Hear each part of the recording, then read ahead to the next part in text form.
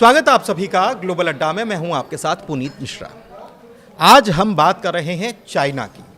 दरअसल चाइना ने अमेरिका को जवाब दिया है अपना टैरिफ घटाकर। अमेरिका ने 100% टैरिफ लगा दिया था किस पर? फार्मास्यूटिकल्स पर, इंडस्ट्री पर। जो अमेरिका में जिसकी मैन्युफैक्चरिंग नहीं होती उनके ऊपर 100% टैरिफ लगा दिया। यानी कि अमेरिका जाएगी चीज़ें तो वो सीधी बात है कि अगर 10 रुपए की होगी तो 100% के बाद वो 20 रुपए की वहाँ पर बिकेगी। लेकिन चाइना ने इसके बाद एक बड़ा फैसला लिया है और इससे भारत की इंडस्ट्री को बहुत फायदा होने वाला है। क्या फैसला है, किस तरीके से प्रभाव पड़ेगा, ये सारी चीज़ें समझते हैं और ऐसा फैसला लिया क्यों गया चीन के द्वारा, इसको भी समझते हैं। अंकुर जी मेरे साथ मौजूद हैं। सर, ये बड़ी खबर आ रही है।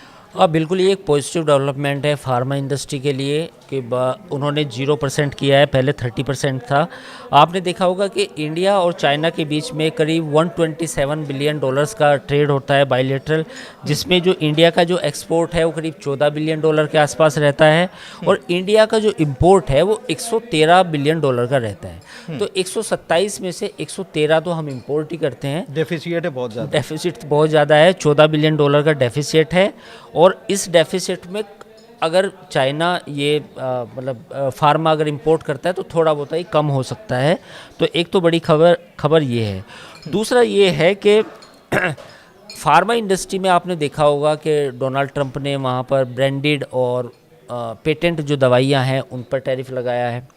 भारत से काफ़ी ब्रांडेड दवाई भी जाती है, पेटेंटेड तो शायद नहीं है उतनी ज़्यादा, पर जेनेरिक मेडिसिन प्लस ब्रांडेड जो दवाएं हैं वो काफ़ी एक्सपोर्ट की जाती हैं अमेरिका को। तो फार्मा इंडस्ट्री में आपने देखा होगा कि शेयर बाज़ार में भी फार्मा के जो शेयर थे उनमें भी करीब 10% 8% तक गिरावट आ चुकी है पिछले 2-3 दिनों में।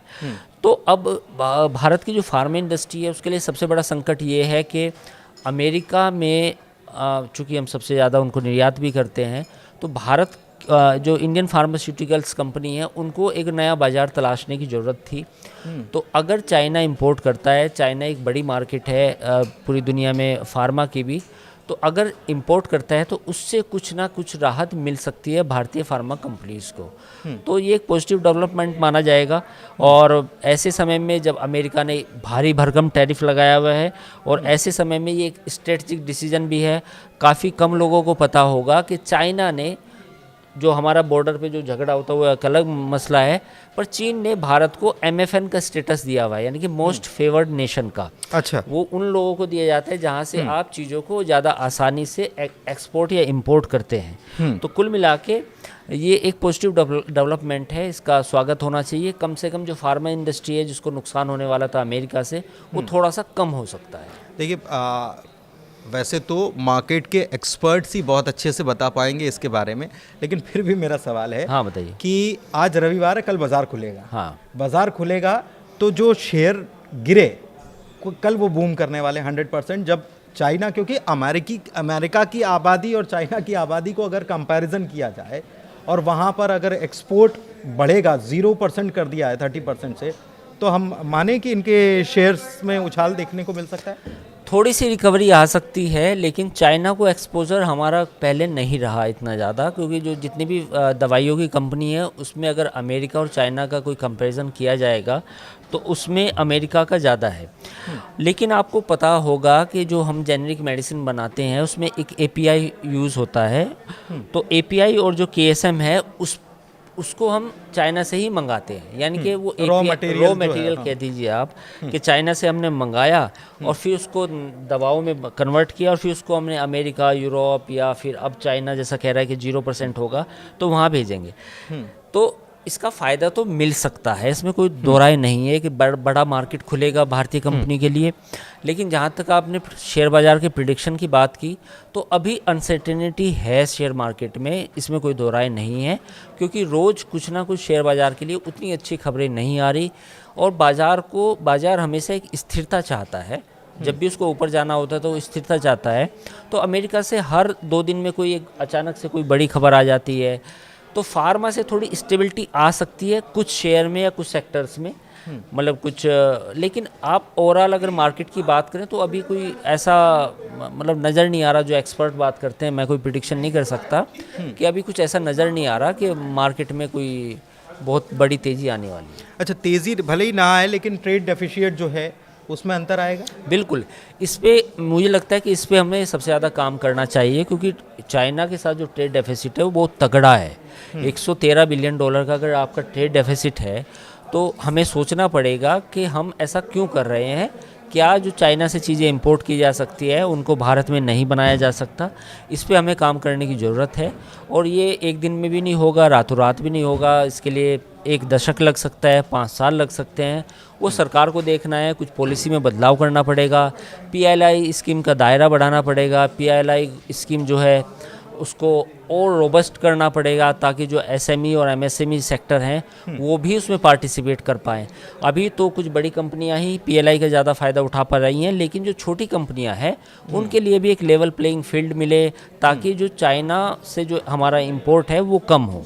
अच्छा, एक चीज़ और, मैं आखिरी सवाल पर आ रहा हूँ कि चाइना की टेक्नोलॉजी या चाइना का जो भी सामान होता है वो पूरे मार्केट के हिसाब से इतने कम उसके दाम होते हैं कि जिसकी तुलना या जिसकी बराबरी नहीं की जा सकती, इसलिए चाइना का एक्सपोर्ट ज़्यादा है। चाइना ने 0% भी कर दिया, लेकिन तब भी क्या इंडियन फार्मास्यूटिकल इंडस्ट्री जो है वहाँ पर उतना सरप्लस एक्सपोर्ट कर पाएंगे 0% करने के बावजूद भी? देखिए और पुनीत, मार्केट में उनका कंपटीशन दे पाएंगे वहाँ पर? देखिए हम जब भी किसी मार्केट में एंटर होते हैं तो उसमें सालों साल लगते हैं। तो अभी जो चाइना से मेरे पास वो डेटा अभी नहीं है कि कितना हम एक्सपोर्ट करते हैं, लेकिन अभी अगर ये समझना कि रातों रात चीज़ें बदल जाएंगी, ऐसा नहीं है। US के मामले में ये था कि US FDA की टीम हर साल हर महीने भारत आती थी और उनके साथ हम सालों से एक्सपोर्ट करते आ रहे हैं।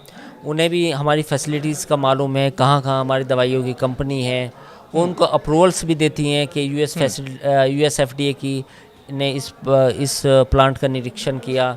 चाइना की तरफ से अभी कोई ऐसा मैकेनिज़्म नहीं है। तो पहले तो वो मैकेनिज़्म भी डेवलप करना पड़ेगा ताकि हम चाइना को और ज़्यादा मात्रा में एक्सपोर्ट कर सके।